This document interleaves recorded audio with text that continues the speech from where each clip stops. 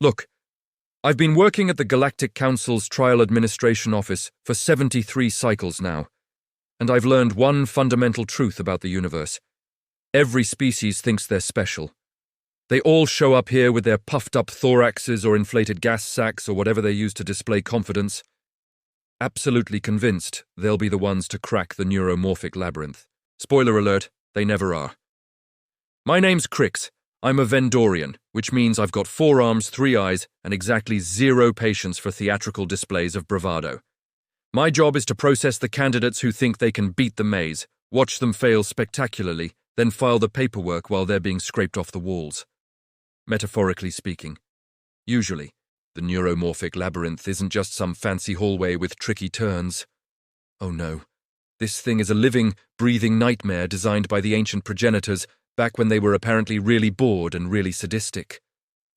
It's a quantum construct that literally rewires itself based on how you think. Your species is superlogical? Congratulations, the maze becomes an impossible mathematical paradox. You're an emotional, empathetic race. Great, now you get to feel the existential dread of every wrong decision you've ever made, amplified by a factor of several thousand. In 3,000 years, 847 species have attempted the trial. Exactly 0 have succeeded. The maze remains undefeated, sitting in its containment facility like a malevolent cosmic brain teaser that actively hates you. Which brings me to today, and the human standing in front of my desk. "Jake Martinez," he said, extending one of his appendages. A hand, I think they call it. "I'm here for the maze thing." I stared at him with all 3 of my eyes, which I've been told is unsettling. He just smiled back, completely unbothered. He was wearing what I would later learn humans call cargo shorts, which are apparently pants that gave up halfway, and something called a fanny pack strapped around his midsection. His clothing choices alone should have disqualified him. "The maze thing," I repeated slowly. "You mean the neuromorphic labyrinth. The trial that has broken every single species that's attempted it for 3 millennia. The cosmic horror that requires 6 months of psychological preparation and a legal waiver 17 pages long. That maze thing. Yeah, that sounds right." He was still smiling. Why was he still smiling? I pulled up his species file on my datapad. Humans, relatively new to the galactic scene. Carbon-based, disappointingly bilateral, only 2 eyes. Recently discovered faster-than-light travel by apparently duct-taping a quantum drive to a fusion reactor and hoping for the best. The engineering corps was still having panic attacks about it. "Mr. Martinez, do you understand what's at stake here? If you fail, which you will, your entire species loses their application for advanced space travel rights. You'll be restricted to your home system for another 500 cycles minimum." "Yep." He was now examining my office plant, which is a carnivorous species from Deneb 7. It was examining him back. "Cool plant. Does it bite?" "Only beings with insufficient electrical resistance. Mr. Martinez, are you listening to me?" "Sure am." He turned back to me, still radiating that unsettling calm. "Go into maze, reach the center, grab the shiny thing, get humanity our space license. Pretty straightforward." Straightforward. He thought the neuromorphic labyrinth was straightforward. I felt one of my antennae twitch, which happens when I'm developing a stress headache. The beacon of ascension isn't just a shiny thing. It's a metaphysical construct representing your species' worthiness to join advanced galactic civilization. And nobody just grabs it.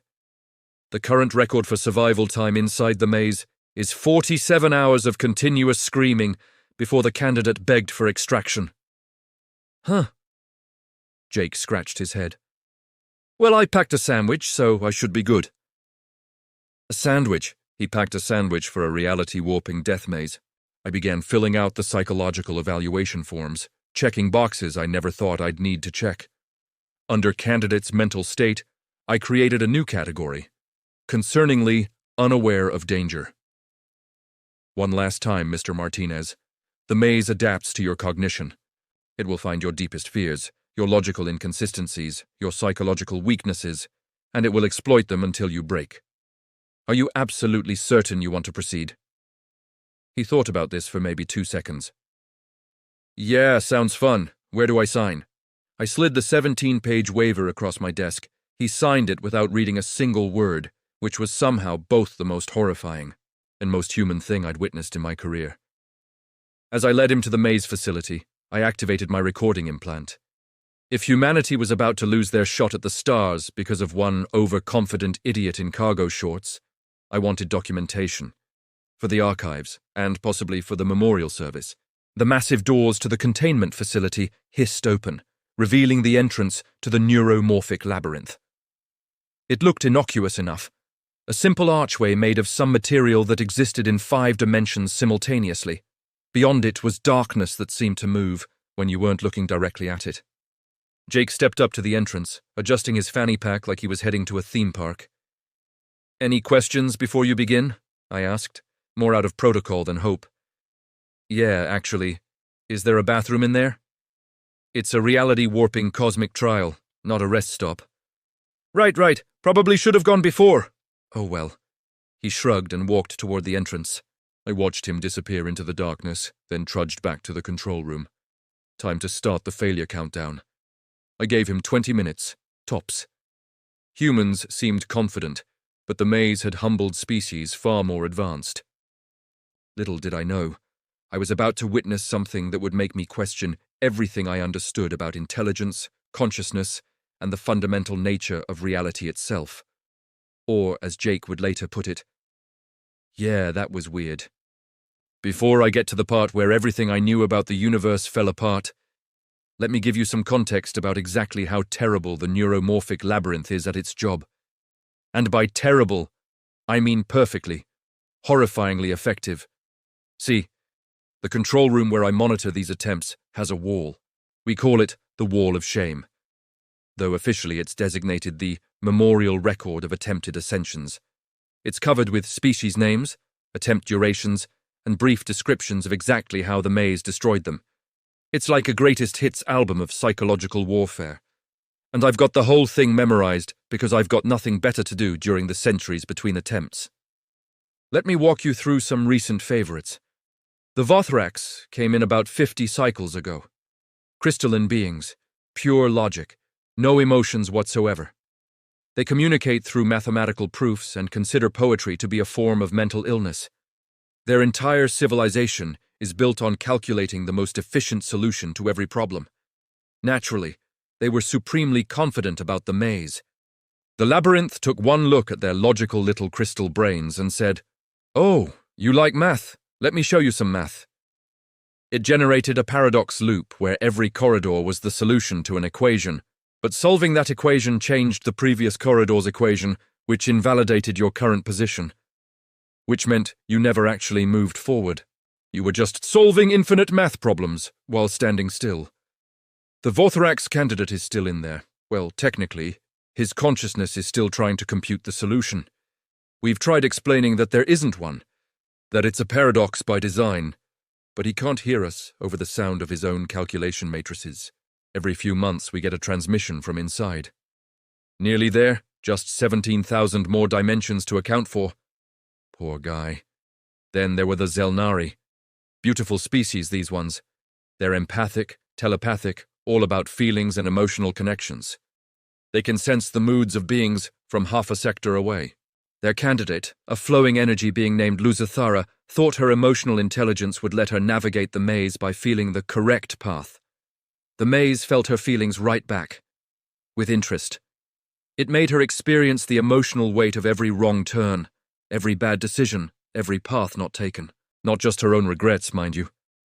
Every regret, every sorrow, every moment of despair from every being who'd ever attempted the maze before her.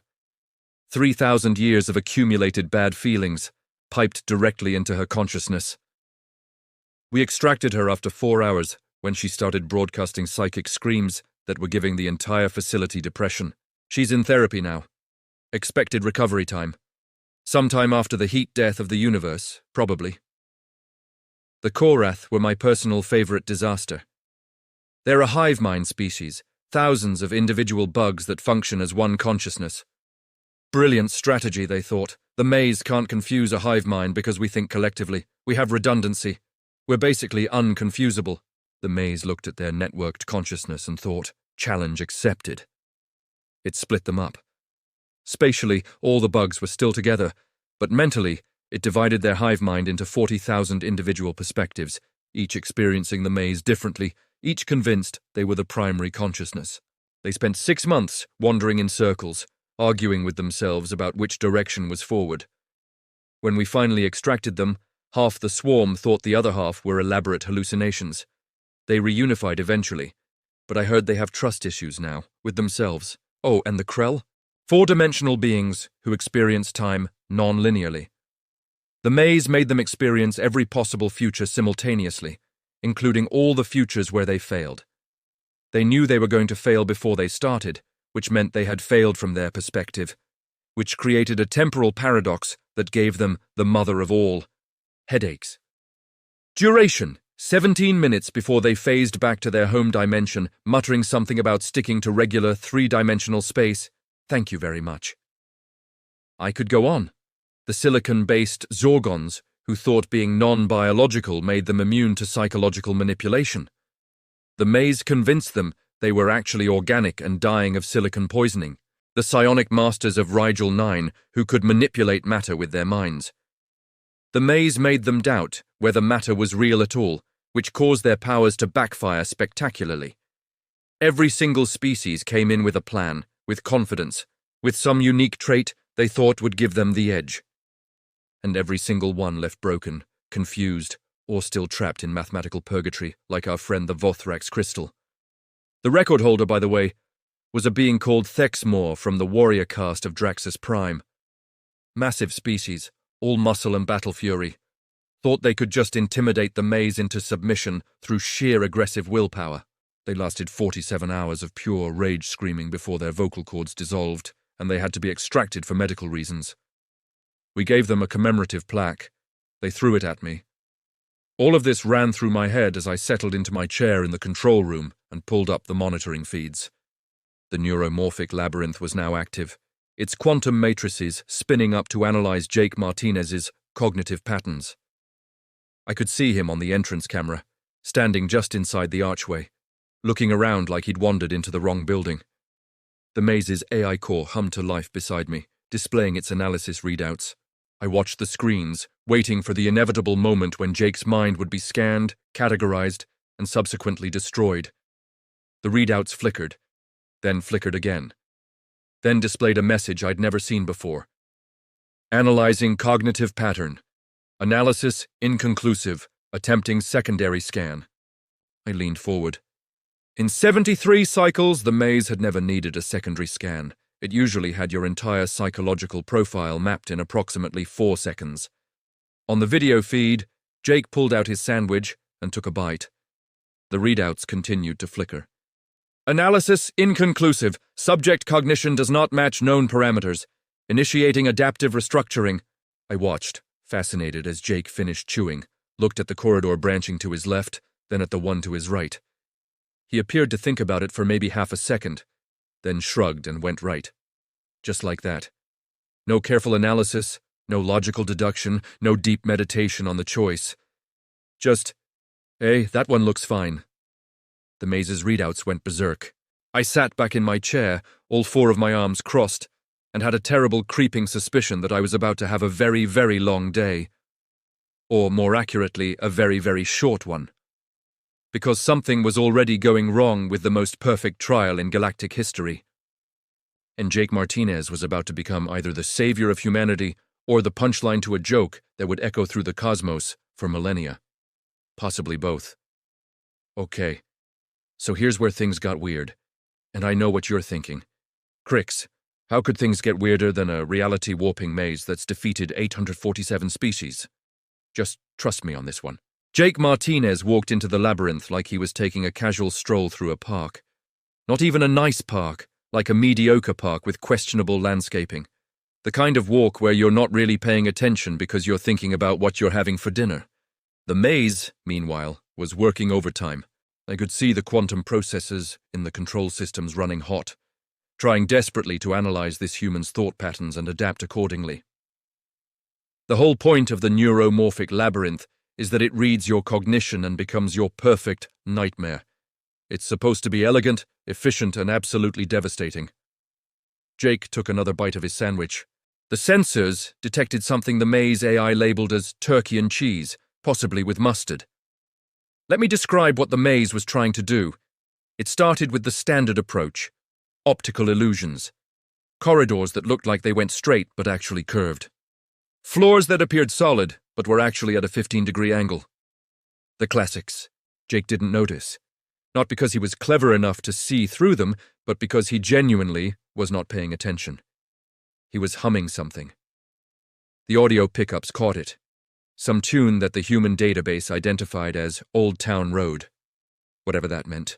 The maze created a corridor that existed in two places simultaneously. A quantum superposition that should have broken Jake's brain trying to process it. He walked through it while examining his fingernails. Okay, I muttered to myself in the control room. Maybe he's just lucky. The maze hasn't really ramped up yet. As if hearing my thoughts, the labyrinth kicked into high gear. It manifested Jake's fears.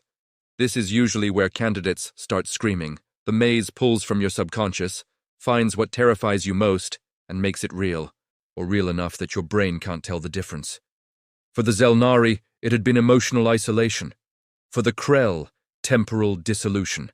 For the warrior Thexmore, it had been tiny, harmless birds, which was a surprise to everyone, including Thexmore. For Jake Martinez, apparently, it was a manifestation of himself giving a presentation to his high school class while forgetting to wear pants. He looked at it, waved, and said, "Yeah, that was a rough Tuesday." Then he walked past his own fear, took another bite of sandwich, and turned left at a junction for no apparent reason. The maze's AI was now displaying error messages.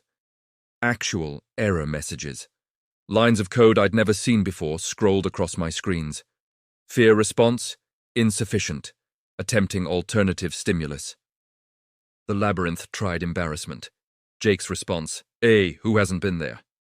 It tried existential dread, manifesting the vast emptiness of space and the meaninglessness of existence. Jake's response: a thoughtful huh, before continuing forward. It tried impossible geometry, creating an M.C. Escher nightmare of stairs that led nowhere and doors that opened into themselves. Jake somehow ended up closer to the center. I still don't understand the physics of how that worked. The maze's own spatial calculations came back with question marks. 15 minutes in, and Jake had progressed further than any candidate in recorded history. The control room started getting visitors. First my supervisor, Kelnax, who has approximately 7 doctorates in quantum psychology and thought she'd seen everything.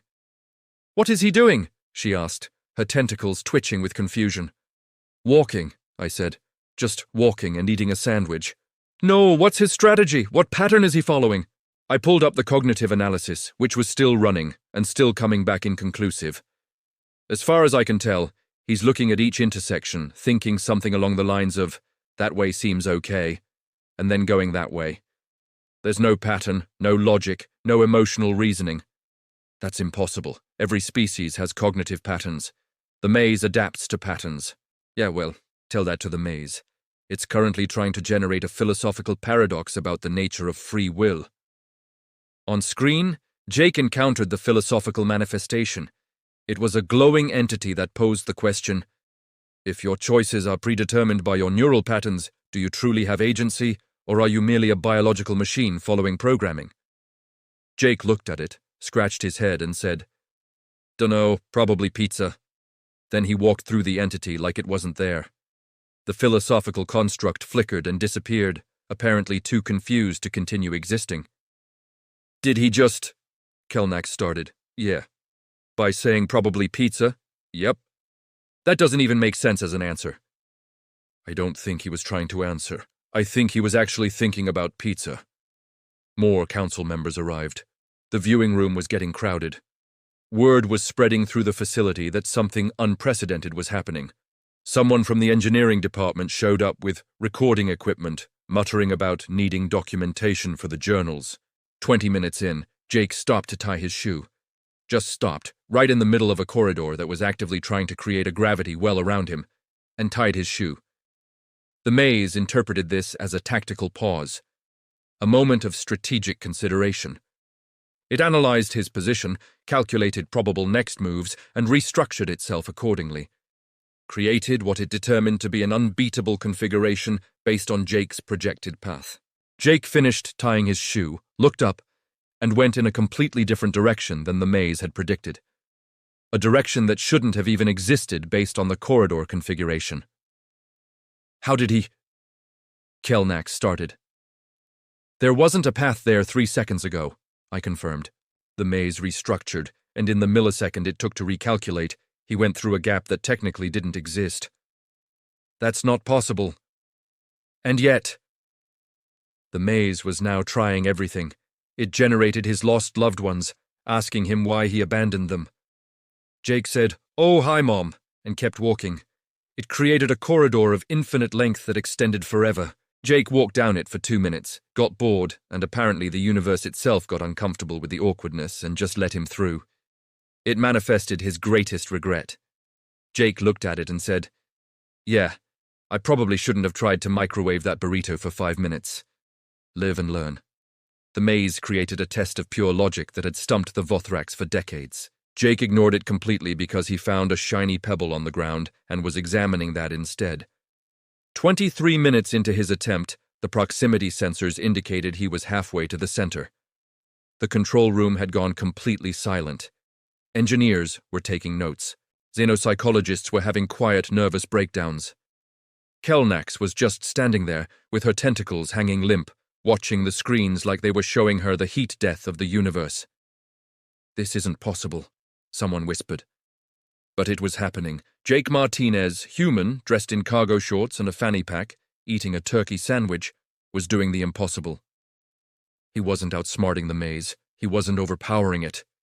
He wasn't achieving some transcendent state of consciousness. He was just walking. Like the maze wasn't even there. Like it was exactly what he'd said it was. Straightforward. And the neuromorphic labyrinth, undefeated for 3,000 years, was having what could only be described as an existential crisis. The readouts showed the maze's AI cycling through response protocols faster and faster, each one failing to produce the desired effect. It was trying to find a pattern that didn't exist, trying to exploit weaknesses that weren't configured the way it expected. Jake rounded another corner, completely oblivious to the cosmic scale confusion he was causing. He was humming again. Still the same song. I was really starting to hate that song. Look, I've worked with sophisticated AI systems for 73 cycles. I've seen quantum processors, hive mind networks, and computational matrices that operate in 17 dimensions simultaneously. I've never, not once, seen a machine have what could only be described as a panic attack. Until today, the neuromorphic labyrinth was losing its mind. And I use that phrase deliberately because it genuinely seemed like the ancient AI was developing some form of hysteria. The control room screens were flashing warnings I didn't even know existed in the system. Cognitive pattern recognition failed. Adaptive restructuring ineffective. Psychological leverage points none detected. Error. Subject appears to be thinking about tacos. That last one made Kelnax do a double take. It's monitoring his internal thoughts now? The maze always monitors internal thoughts, I explained, pulling up the consciousness scan. That's how it generates personalized nightmares, but usually it finds fears, traumas, deep-seated anxieties. Look at this. The brain activity scan of Jake Martinez was, for lack of a better word, simple. Disturbingly simple. His thoughts were cycling through what appeared to be walking. Sandwich is pretty good. That's a weird wall. Wonder if they have vending machines here. Tacos would be nice. Left or right? Left. That's it? Kelnax asked. That's what he's thinking about? That's literally it. No complex strategic planning, no analyzing the environment, no psychological preparation. He's just existing, casually. The maze, meanwhile, was trying increasingly desperate tactics. It manifested a corridor filled with Jake's worst memories. Jake walked through it going, "Oh yeah, I remember that. Good times." Well, not good times, but times anyway. It created a spatial loop where every direction led back to the starting point. Jake somehow walked out of it in 3 steps. The engineers couldn't explain it. The physics didn't work. He just did it. The control room was now packed with at least 30 galactic officials, all watching in stunned silence. Someone from the historical archive department was recording everything, whispering into their device. Cycle 3000, year 247, day 18. Reality appears to be malfunctioning. Requesting backup. The maze tried to generate impossible colors. Jake said, Purple. It created a room where time moved backward. Jake walked through it, going forward. It manifested a perfect copy of Jake himself and had them fight. The two Jakes looked at each other, shrugged, and both continued in the same direction. The maze had to despawn the duplicate because it couldn't process the casual cooperation. "This is unprecedented," Kelnack said, which was the understatement of the millennium. "The maze has never failed to categorize a consciousness before. Every mind has patterns, logic patterns, emotional patterns, survival patterns, something. Maybe humans don't have patterns," suggested Vortex, one of the engineers. "Maybe they're just random." "Nothing biological is random," Kelnax countered. "There has to be an explanation." On screen, Jake encountered what the maze labeled as final psychological assault, maximum intensity. It was pulling out everything. Every trick, every exploit, every reality-warping technique developed over 3 millennia, of breaking the best minds in the galaxy. It created a philosophical paradox about the nature of consciousness. Jake's response, "Yeah, I think, therefore I think I am." Something like that. "I didn't really pay attention in philosophy class." It manifested the concept of infinity and forced Jake to contemplate his own insignificance in the cosmos. Jake looked up at the infinite void and said, "Neat. Kind of like that planetarium I went to once. They had good popcorn." It generated a moral dilemma where Jake had to choose between two equally bad options, knowing that either choice would haunt him forever. Jake picked the left option, said, "Well, that sucks, but okay," and moved on. No haunting detected. The maze's AI core was now displaying something I'd never seen before. Error logs, thousands of them, scrolling faster than I could read. "Subject refuses to engage with existential crisis, cognitive patterns inconsistent with sentient life. Attempting to scan for deeper meaning, no deeper meaning detected.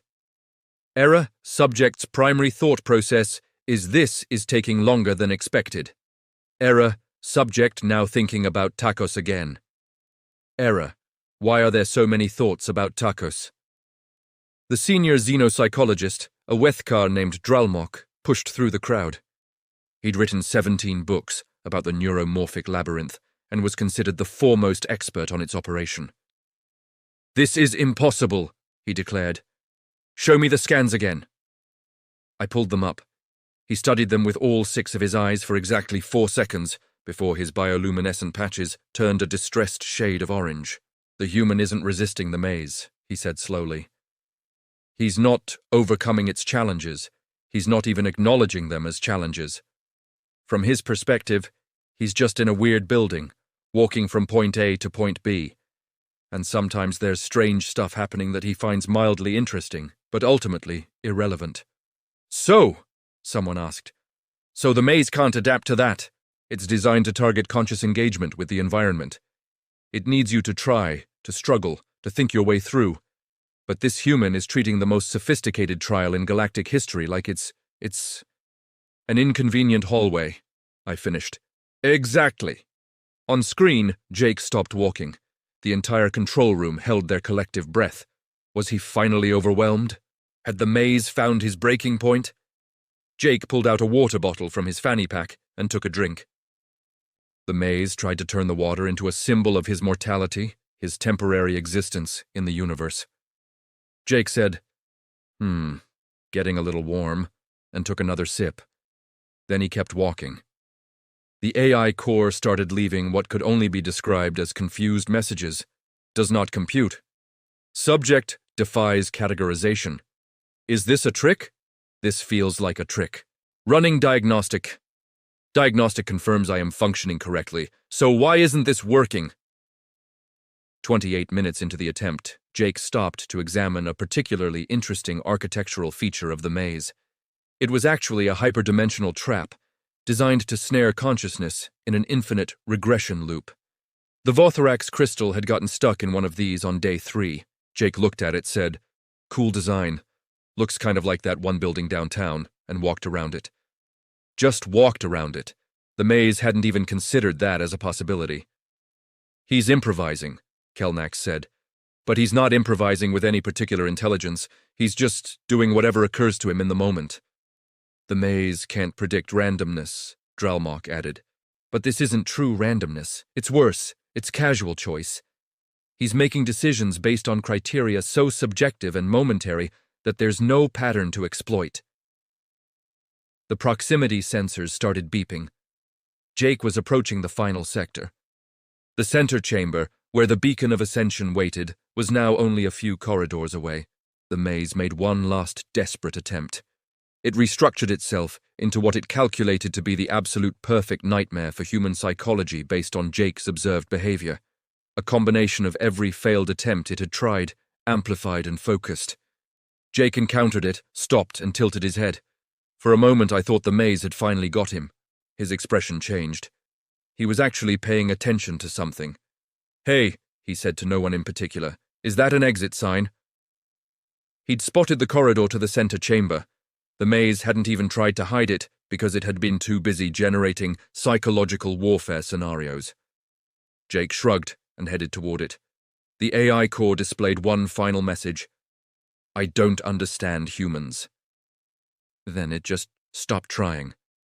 The readings showed the maze entering what could only be described as a sulk.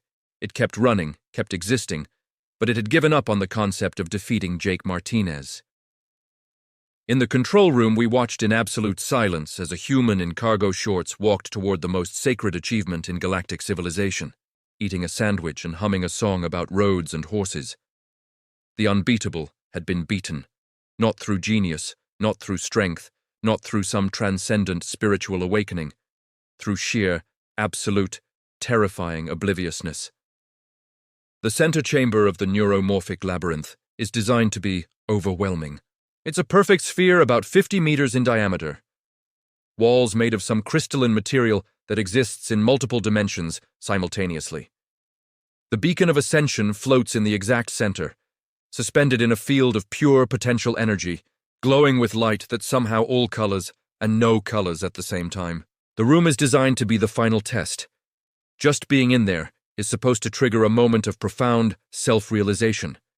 Every species that's gotten close, and maybe 3 have in the past 3 millennia, reported that entering the chamber forced them to confront the fundamental truth of their existence.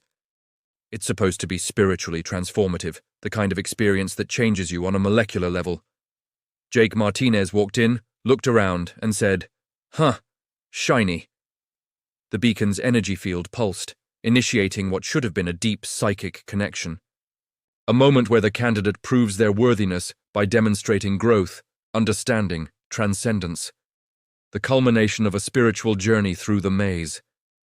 Jake walked up to the beacon, still chewing the last bite of his sandwich, and just picked it up. Just reached out and grabbed it like it was a coffee mug on a shelf. The beacon usually requires a whole process.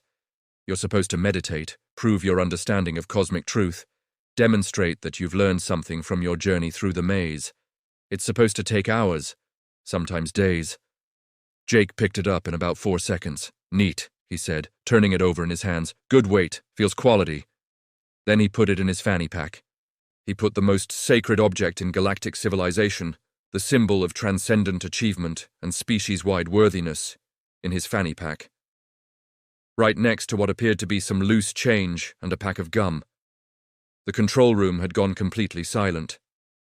37 highly educated officials from dozens of species, collectively holding probably 2,000 advanced degrees, all standing there with their mouths, beaks, breathing orifices, or whatever hanging open. "Did he just—" Vortax started. "Yep," I confirmed. "But the spiritual journey, the self-realization, the proof of—" "Yep."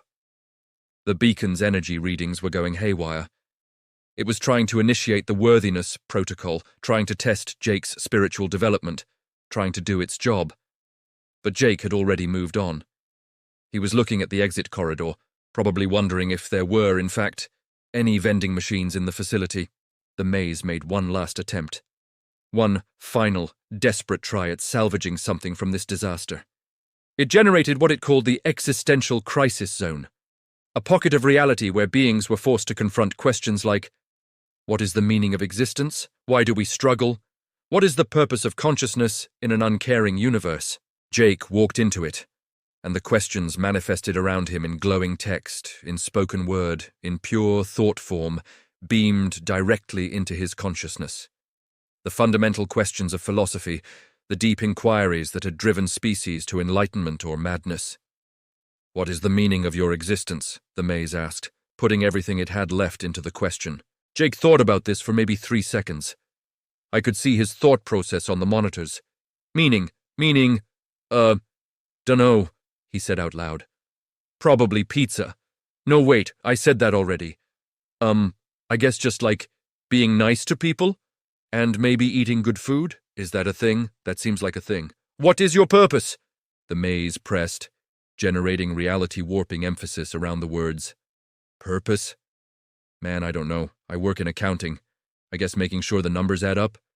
That's kind of a purpose. Oh, and I've got a cat. Feeding my cat is definitely a purpose. You ever have a cat? They're very insistent about dinner time. But what is the meaning of it all? The maze was practically begging now. Jake shrugged. I mean, does there have to be some big cosmic meaning? Seems like a lot of pressure. I'm just kind of living, you know? Day by day. Sometimes there's pizza, sometimes there's not. Sometimes you get to pet a dog. That's pretty good.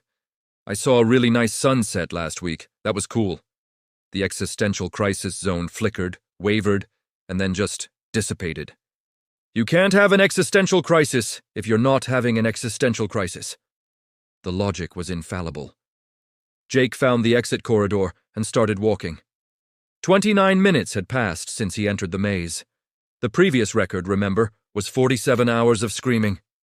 He'd beaten it by 46 hours, 30 minutes, and 13 seconds, and he'd done it while finishing a sandwich, staying hydrated, and tying his shoe once. As he approached the exit, I realized I was going to have to go down there and officially certify his completion. It's part of my job. Congratulate the successful candidate. Present them with the official documentation. Explain the significance of their achievement. I'd never had to actually do it before, because nobody had ever succeeded. I met Jake at the exit gate as it opened. He walked out, looking slightly bored, and gave me a little wave. Hey again. That was interesting. Definitely some weird stuff in there. Is there a bathroom nearby? I really should have gone before. I just stared at him, all 3 of my eyes, full intensity. Mr. Martinez, do you have any idea what you just did? The maze thing, right? Got the shiny beacon. He patted his fanny pack. Check. You completed the neuromorphic labyrinth in under 30 minutes. The previous record was 47 hours. You're the first being in 3,000 years to successfully retrieve the beacon of ascension. Oh, cool. So humanity gets the space license thing? Yes, humanity gets the space license thing. Mr. Martinez, you just achieved the impossible. You should be transformed, enlightened, fundamentally changed by the experience. What did you learn in there? Jake thought about this, taking the question seriously for maybe the first time since he'd arrived. I learned that turkey sandwiches hold up pretty well in weird environments, he said finally. Also, that I should definitely check for bathrooms before starting things. That's probably the big takeaway. Behind me, I heard Kelnax make a sound that I can only describe as a xenopsychologist is soul leaving their body. Jake looked past me at the crowd of officials who'd gathered to witness his exit. Hey, is that guy okay? He pointed at Dralmok, who had sat down on the floor, and was staring at nothing, quietly questioning his entire life's work. He'll be fine, probably, eventually. I pulled out my datapad, which I'd preloaded with the certification documents approximately 70 cycles ago, thinking I'd never need them. Mr. Martinez, on behalf of the Galactic Council, I hereby certify your successful completion of the neuromorphic labyrinth trial. Humanity is hereby granted full advanced space travel privileges and all associated rights and responsibilities. Sweet. He pulled the beacon out of his fanny pack to look at it again. So do I keep this, or does it go back in there? You're supposed to keep it. It's the proof of your achievement, the symbol of your species' worthiness. Right. Might look good on my desk. My cat will probably knock it over, but whatever. I completed the documentation in stunned silence. Signature here, thumbprint there, verify species designation. All the bureaucratic elements I'd processed for 847 failures now being used for the first success in recorded history. Okay, so, bathroom? Jake asked again. I pointed down the corridor. He thanked me, tucked the beacon back in his fanny pack next to his gum, and wandered off.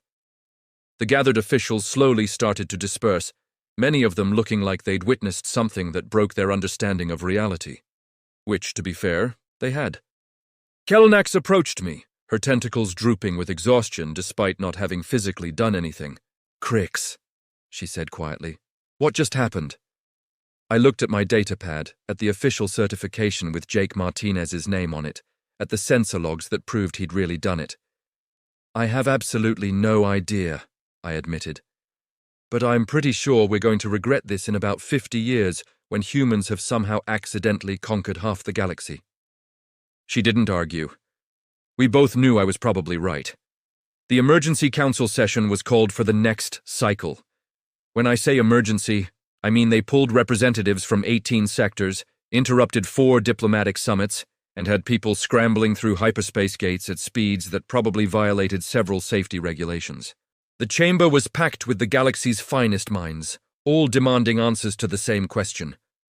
How in the name of all that exists did a human beat the neuromorphic labyrinth? I was seated at the witness podium, datapad full of sensor logs, ready to present my findings. Next to me was Drelmok, who'd recovered enough to stop staring blankly at walls, but still had the look of someone whose worldview had been shattered. Kelnax was there too, along with a dozen other experts who'd been studying the data all night. The council arbiter, an ancient Ythnarian named Kesrath, called the session to order. Administrator Crix, please present your analysis of yesterday's events. I stood, activating the holographic display. Jake's path through the maze appeared in the air, a simple line weaving through the complex three-dimensional structure. Distinguished members of the council, after extensive analysis, we've reached several conclusions about how human Jake Martinez completed the trial, and I'm warning you now you're not going to like any of them. I pulled up the cognitive scans. The neuromorphic labyrinth works by analyzing thought patterns and adapting to exploit cognitive weaknesses. Logic-based species get logic traps. Emotional species get emotional manipulation. The system has successfully categorized and defeated 847 different species over 3 millennia. We know this, Kesrath said impatiently. Tell us what went wrong. Nothing went wrong. The maze functioned perfectly. The problem is that human cognition is, and I'm using the technical term here, completely unhinged. Murmurs filled the chamber. I continued. Humans have the capability for complex, logical thought.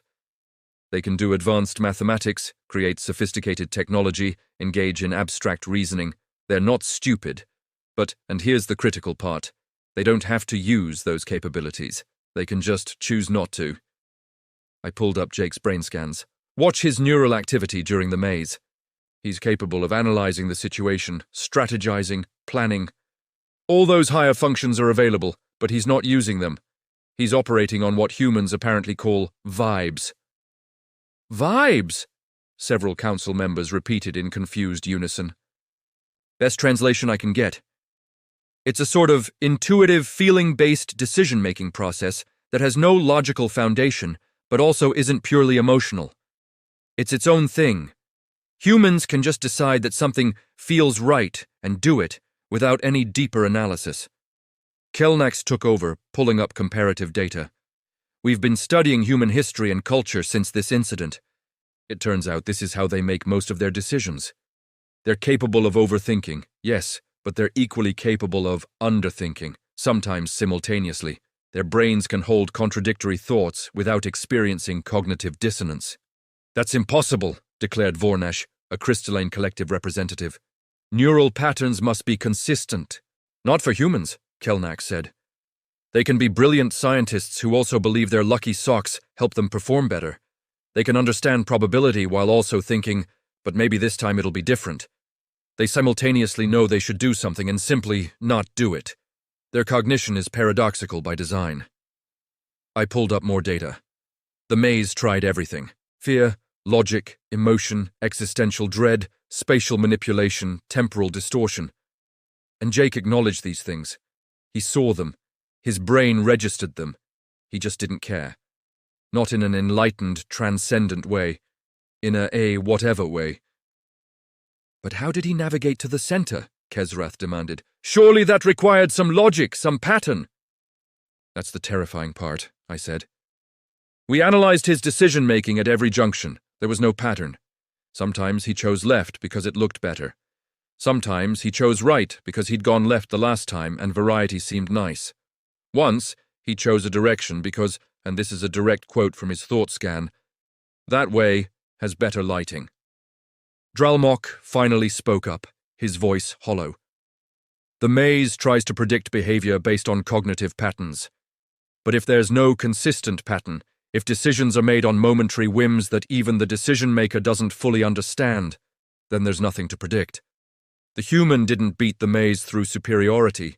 He beat it through sheer cognitive chaos. The chamber erupted in discussion.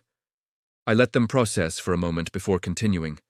Here's what we know about humans now. They're tool users who sometimes use tools incorrectly and succeed anyway. They're social creatures who constantly misunderstand each other but function despite it. They make plans and then ignore their own plans. They're anxious about everything and simultaneously cavalier about danger. They're walking contradictions. I pulled up footage of Jake's journey one more time. Watch this moment here.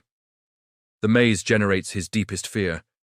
He acknowledges it with, yeah, that was rough. Not, this isn't real or, I can overcome this. Just, yep, that happened, moving on. And the maze has no defense against that level of casual acceptance. Kelnax added, we've been reviewing human history. Do you know how they discovered penicillin? By accident. How they invented the microwave? By accident.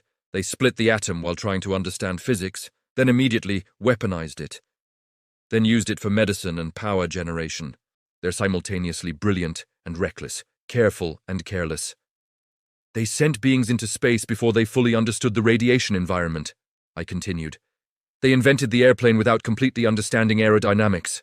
They domesticated wolves into pets. Their entire evolutionary history is just a series of, let's try this and see what happens. A council member from the Logical Concordance stood up. Surely we can't allow such an unpredictable species to have advanced space travel privileges. They're dangerous. Oh, they're absolutely dangerous, I agreed. But they passed the trial. The oldest, most sacred trial in our civilization. And according to our own rules, that means they've earned the right. Unless you want to argue that our most fundamental test is invalid. Silence. Nobody wanted to argue that. Kesrath looked pained. So, what do we do? We give them the space license, I said, because we have to. But more importantly, we start preparing for what happens next. Because humans don't overthink. They don't get paralyzed by considering all possible outcomes. They just do things. They try stuff. They see what happens. I pulled up a projection. Based on their historical behavior patterns, or lack thereof, I estimate within 50 cycles, humans will have explored more systems than species that have had spaceflight for centuries. Not because they're better at it, because they won't stop to consider if they should. Within a century, Kelnax added, they'll have either made first contact with a dozen new species or accidentally started 3 diplomatic incidents. Possibly both. Their history is full of them stumbling into situations, causing chaos, somehow resolving it through equally chaotic means, and then acting like it was the plan all along. Dralmok spoke again, and he actually smiled.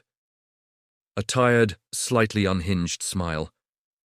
The maze couldn't break Jake Martinez because there was nothing to break. No rigid logical framework to shatter, no emotional core to exploit, no cognitive pattern to disrupt. Just a being who looked at the impossible and thought neat before moving on with his day. So the official finding, Kesrath said slowly, is that humans beat the trial through what? Ignorance. Not ignorance, I corrected. Selective engagement. They choose when to think deeply and when to just wing it, and they're completely unpredictable about which they'll do at any given moment. That's what makes them terrifying. The Council voted. Humanity's certification was approved, It had to be. The rules were the rules, and humans had followed them, even if they'd done so in the most incomprehensible way possible. As the session ended and representatives filed out, many of them muttering about revising the trial for future species, I looked at the final piece of data on my pad, the maze's last error message, the one that summed up our 3,000-year-old perfect test's final assessment of humanity. Species incomprehensible, recommend caution, possibly recommend hiding. 3 days later, I heard that Jake Martinez had returned to Earth and was selling t-shirts that said, "I beat the maze, and all I got was this lousy shirt," and advanced space travel rights for my entire species. He was apparently making decent money, had already sold out his first run, and was negotiating licensing deals. He'd also started a blog about his experience. The first post was titled, "That Weird Space Hallway I Walked Through, a Review." 3 stars, points deducted for lack of bathroom facilities and vending machines. Kelnax found me in my office later that week. "I've been thinking," she said. "That's generally a good practice. What if they're not just chaos? What if humans have evolved a form of cognition that's actually adaptive in a way we don't understand? What if their ability to be both intelligent and utterly casual is actually strategically optimal?" I thought about Jake Martinez walking through impossible geometry while humming a song, treating cosmic horror like a mild inconvenience, achieving the unachievable through sheer, absolute disregard for the magnitude of the challenge. "You know what, Kelnax? That's somehow more terrifying than the alternative." She nodded slowly. "In 50 years, when humans have accidentally discovered something revolutionary or catastrophically broken, something we thought was unbreakable, remember this conversation." "Oh, I will. I absolutely will." I looked out my office window at the stars, at the vast galaxy that humanity was about to be unleashed upon, and had a thought that I'm sure echoed through the minds of countless council members. We're going to regret this. We're definitely going to regret this. But also, somewhere in the back of my mind, another thought emerged. It's going to be absolutely hilarious to watch. Humans. The galaxy wasn't ready for them. Hell, I wasn't ready for them, and I'd been preparing for 73 cycles. The universe, it seemed, had a sense of humor. And its latest joke was a species that could pass the impossible trial by simply not understanding why it was impossible. The punchline, I suspected, was going to take centuries to fully land. And somewhere on Earth, Jake Martinez was probably eating pizza, completely unaware that he'd fundamentally changed galactic civilization's understanding of consciousness, cognition, and what it means to be ready for the stars. 5 stars for the pizza, probably. Unlike the maze, pizza had good bathroom access, human priorities. The galaxy would learn, whether it wanted to or not.